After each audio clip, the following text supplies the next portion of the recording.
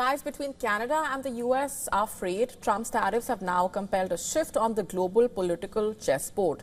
Even as the US president is seeking to corner Beijing, Canada has signaled a new world order by forging a new strategic partnership with China.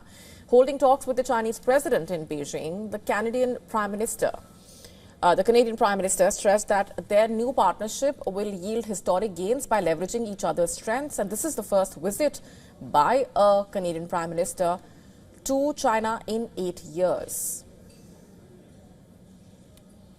This new partnership will focus on 5 key areas. This includes clean energy, agriculture, multilateralism, public safety, and cultural ties. Carney also stressed that the progress made with China is a stepping stone to a new world order.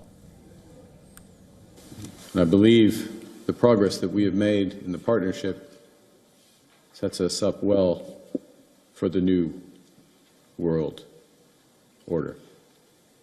Moreover, Carney announced that Canada and China have reached a landmark trade agreement to remove trade barriers and reduce tariffs. For instance, Canada agreed to cut its 100% tariff on Chinese electric cars and will now allow 49,000 electric vehicles to be imported at a preferential tariff rate of 6.1%. 49,000 electric vehicles. In fact, in return, China will lower tariff on the Canadian canola seed. China used to be the largest market for Canadian canola seed. We want to not just return to those levels, but to surpass them. And so I'm pleased today to announce that Canada and China have reached a preliminary but landmark trade agreement to remove trade barriers and reduce tariffs. By March the 1st, Canada expects that China will lower tariffs on Canadian canola seed to a combined rate of approximately 15%.